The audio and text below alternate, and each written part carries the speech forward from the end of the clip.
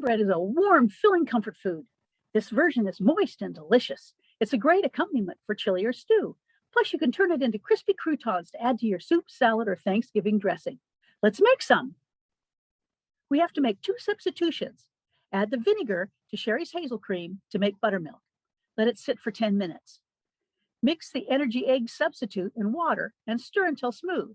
Set it aside. Melt the non-dairy butter in a cast iron skillet on the stovetop. Let it cool.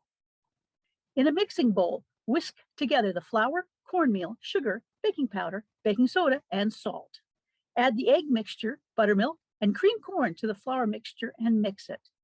Pour in the melted butter and stir until smooth. Pour the mixture back into the cast iron pan. Bake at 400 degrees Fahrenheit for 25 minutes or until the top is brown and an inserted toothpick or knife comes out clean. Cool for 10 minutes before serving. We can take this recipe a step further and make the cornbread into croutons. Cut the cornbread into cubes. Use the entire loaf. Place the cubes onto a sheet pan that's been lined or sprayed with cooking spray. Sprinkle the tops with a small amount of oil and then shake on the salt.